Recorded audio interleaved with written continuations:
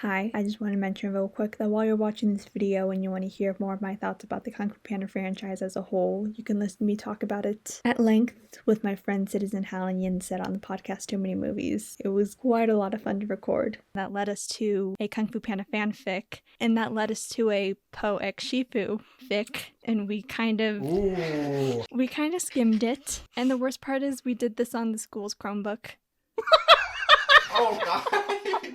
But do it after this video because I need to keep my audience retention up, so the link will be in the description and up here, wherever. Okay, enjoy the video. Let me just start this off by saying that I am a massive fan of the Kung Fu Panda franchise. The movies are some of DreamWorks' finest works, with drop-dead gorgeous animation, amazing fight scenes, fantastic villains, God Among Men aka Mr. Ping, and absolutely sensational soundtracks. Like, holy crap, if you have not listened to the one for Kung Fu Panda 2, what are you doing with your life? However, this video is not titled Why Kung Fu Panda 2 is a cinematic masterpiece now, is it? One day. Someday, perhaps. Now let's talk about Kung Fu Panda 4. Listen. I was genuinely looking forward to it when it was announced. Did I think 3 ended the series in a satisfying way? Yeah, but I mean, come on, it's Kung Fu Panda, what's not to love? If that meant getting an absolute banger of a villain like Lord Shen and home run from director Jennifer Yan Nelson again, then I'm all for it. Wait, what was that? We got the chameleon instead? And Jennifer Yan Nelson wasn't involved in the slightest? Damn.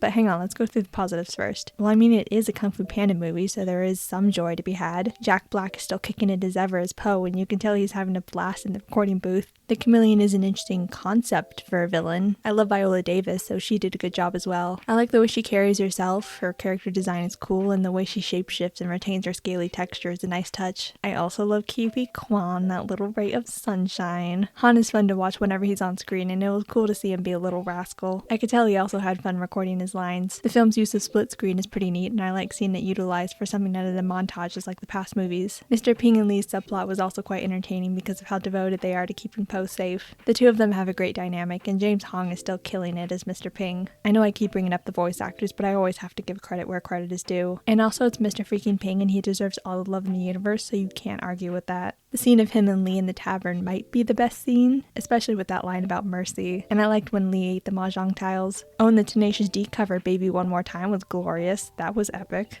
But I have some issues with this movie, and the more I think about it, the more of them I have.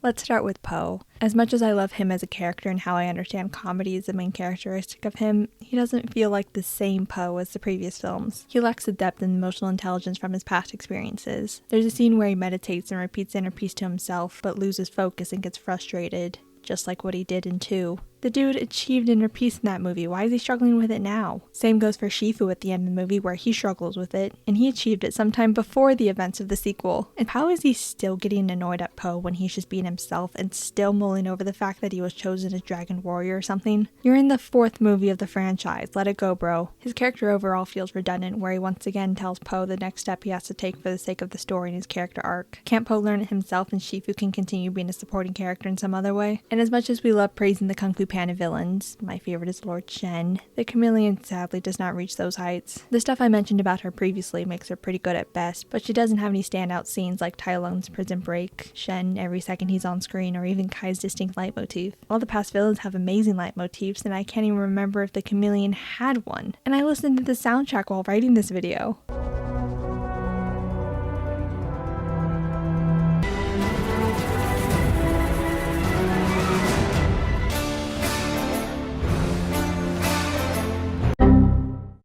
Speaking of which, let's talk about the score. Hans Zimmer returns as a composer, which is great. However, this time not with John Powell again, unfortunately, but Steve Mazzaro. As someone who considers the scores to be the backbone of the franchise and was actually what sparked my deep appreciation for the series, I was disappointed by it. Again, Baby One More Time is great, and Crazy Train being infused with Chinese instruments like erhus and pipas is something I never knew I needed, even if Megamind Needle dropped it better. But all the tracks blend together and forgettable except for the occasional prevalent motifs like oogway sends. Personally, I believe the quality of the soundtracks reflects the quality of the movie, and the first 2 were really the franchise's best. 3 is better than 4, cause hey, we got Kai's theme even though it's sampled from an Imagine Dragons song.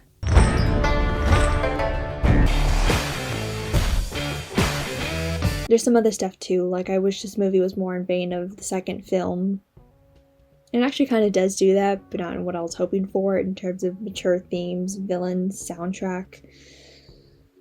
It's more so reusing plot beats. Aside from the inner peace thing, there's this bad guy wreaking havoc, and Jen and Poe must stop them, so they go on this journey, which includes Poe having a nightmare on a boat, and they arrive to a city where they have to sneak around and not get caught by the bad guy's henchmen until they eventually are, so hijinks ensue with a wacky chase scene. Poe is strangely out of character during this, because at one point he says it's the biggest village he's seen, and Jen replies there's no village. Like, dude, have you completely forgotten about Gangwon City? He even alludes to Shen when he's saying he fought villains like the chameleon. Is he stupid? Then he proceeds to act like he's never been to a heavily populated area before. See, this is what I'm talking about. Even though Poe can be naive, he's a master of kung fu, inner peace, chi, and has the ability to transport himself to and from the spirit realm, yet the writers treat him like an idiot. And two of them wrote Kung Fu Panda 2. Juniper City in general is boring and doesn't have any interesting characteristics. The architecture of Chameleon's palace is not even close to being as ornate and domineering as Shen's. It's just disappointing.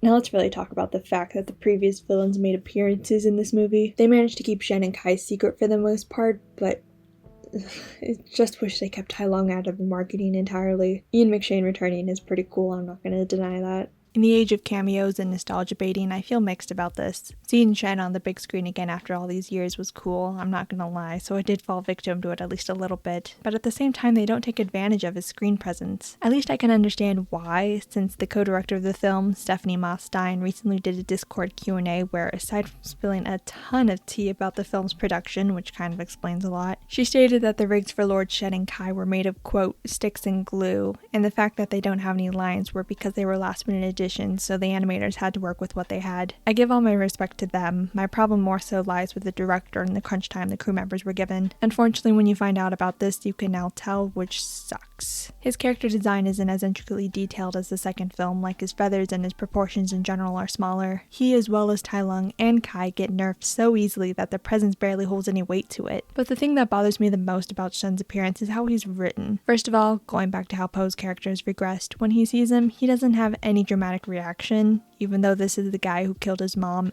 and most of his species. Yes, he came to terms that his story doesn't have a happy beginning, and you could probably make the argument that he forgave Shen during that movie, but you think he'd treat him differently than some villain of the week. What'd you call me? But then when the chameleon is defeated and the masters must return to the spirit realm, Shen has the audacity to bow to him? Yeah, he didn't accept his fate until the very last second, but with how much he loathed Poe to the point that he spent his last breath trying to kill him, I don't buy this 180 in the slightest. I feel like Tai Lung believing that Poe was deserving of the Dragon Warrior title may have felt more earned if the climax had more stakes, and if the two had more interactions together. Because the chameleon's motivation is to become a kung fu master, even though she was told she was apparently too small to become one. She resorts to doing what Kai did by stealing various masters' abilities. For Kai it was their chi, and this time it's their kung fu, which feels weird because kung fu skills were never a supernatural entity. Shifu trained Poe through incredibly hard work, as it does in the real world and for any other skill you could acquire, so there wasn't any magic involved. I guess there's Tai Lung's nerve attacks, but he's still able to defeat an opponent without them with his brute strength. It really is just their chi the chameleon is stealing. That's what it should be referred to, even though they don't turn into zombies. Speaking of Tai Lung, I can kind of understand him being brought back. Since Oogway was able to return to the spirit realm in 3, even though he's dead, then the same would apply to Tai Lung. Sure, why not? Except Shen is not a kung fu master. He was aware of that. You are no match for our kung fu. I agree, but this is. And he kills Victor I love Garber.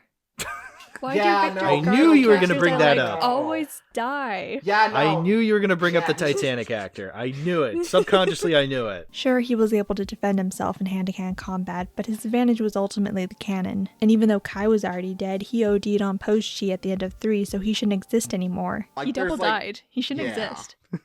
He went to super hell. Did we learn anything from Coco? Besides, if Kai really was vibing in the spirit realm, wouldn't he just take everyone's chi and return to the mortal realm all over again? And speaking of the spirit realm, I don't buy the fact that all three villains would be willing to go back so easily. With how their respective movies built them up to be such formidable and despicable foes, you'd think they'd put up at least some kind of fight to stay alive. But going back to the chameleon, what exactly is at stake? She says she wants to gain a bunch of kung fu skills from other masters, but what is she gonna do with it? It wouldn't really be the end of kung fu, since she's just taking abilities away from dead ones. Oh, she just wants to rule the world or something. Just like one other villain I know. If she continues on her current path, she will find herself having a heated existential discussion with this dead-eyed plastic desk toy. You want to know what I believe is the biggest crime this movie committed? They got rid of Mr. Ping's noodle hat. I kid. Kind of. But what I actually believe is the biggest issue I have with this is its lack of cohesion with the other films. It's similar to how I feel about number 3 in that it's not as emotionally complex as the first two films.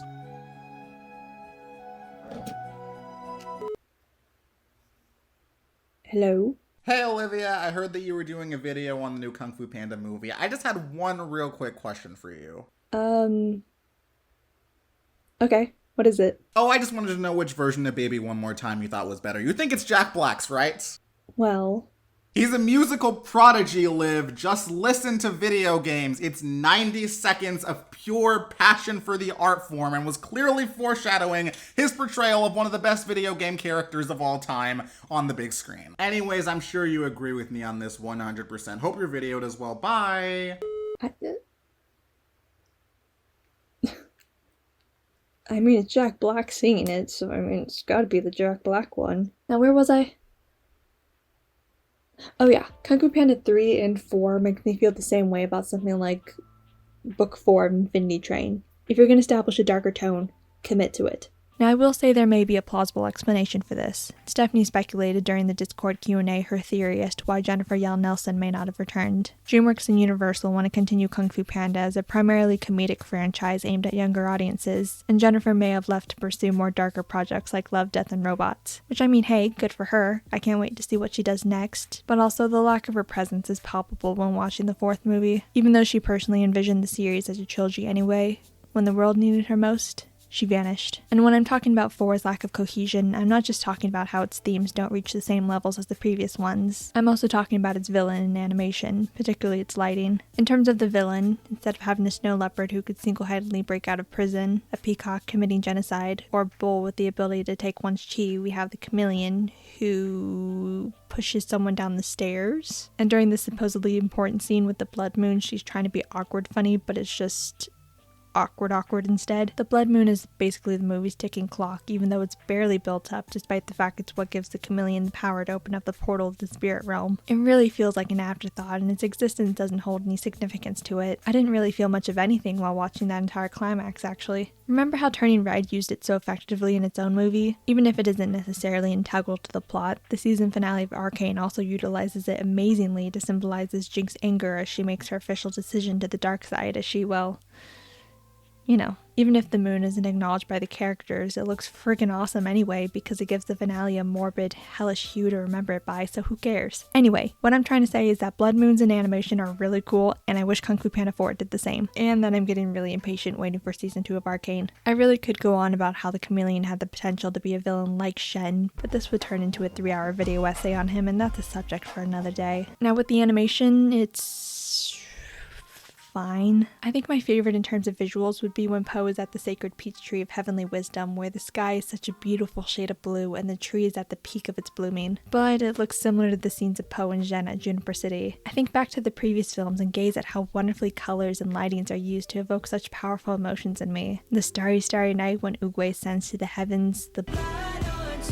when Shifu's mourning him, the hellish reds contrasted with the teal evening sky when the Tower of Gangwon City falls, the bright golden light encapsulating the spirit realm when Oogway makes Po his successor. All of these and more make the Kung Fu Panda films some of the most drop-dead gorgeous movies I have ever seen. Not to mention the color theory of the villains. There's a great video by the creator Lucky who talks about that, so I recommend you check it out for yourself. While it is an interesting idea that the chameleon doesn't have a concrete color associated with her because of her shape-shifting, you still don't see thematic significance in the lighting for other scenes. Let's go back to Po and Jen waltzing around Juniper City, which is in the middle of the day instead of the late afternoon like the second film. I'm not saying that number 4 should have copied 2, they already did enough of that, but I wish they didn't make it look so boring and made it more moody instead. There's this other scene where Po is fighting 2 of Chameleon's henchmen kind of at sundown, but it's not all that interesting to look at. The last 3 movies have such dynamic lighting, it makes me wish the 4th carried on with that tradition. We see some of that blue-red contrast during the final battle, but it just looks boring. What the heck happened? Well, the budget might have something to do with it, which results in this being the cheapest Kung Fu Panda movie in the franchise, as well as that DreamWorks is making the transition of outsourcing their animation to other studios for the sake of cost cutting, which means this is one of the last movies to actually be animated at DreamWorks Animation Studios. You may think that I, a 21-year-old woman on the internet, should not be complaining this much about a movie called Kung Fu Panda 4. But the reason why I'm so critical is because of how much the previous films mean to me and how much they've shaped my appreciation for film and animation today. I'm doing it out of love because I do genuinely believe that with the right people, you could bring this franchise back to the heights of the past. But with Universal completely sabotaging DreamWorks with this and The Wild Robot being the last films to be completely animated in-house, and the fact that they've been laying off so many of their employees, The director Mike Mitchell is confident this is going to start a new trilogy, while Stephanie Stein isn't too sure, so we're going to have to see. Since I still am a big fan of this franchise, I guess I'm still going to go see them, but it's going to take a lot to convince me with something amazing. But hey, The Wild Robot looks pretty neat, so I'm looking forward to that, and hopefully it'll be better than this. Overall, I'd give Kung Fu Panda 4 a 6 out of 10. I mean, it's fine, it's whatever. Most of my complaining comes from the fact that they screwed up a lot of the lore, and that I still believe the movie had the potential to be better. Maybe it's because it's the 4th installment of a franchise that I was already content with ending, but it doesn't taint the previous 3 films. I'm still gonna watch them over and over until the day I die. It's not an amazing start to 2024 animated movies, but I'm looking forward to what else this year will have in store. Be sure to comment, like, subscribe, join my Patreon, go listen to the Too Many Movies podcast episode. Shout out to YINSED for appearing in this video. Go check out his channel, link to all in the description. And I will see you later.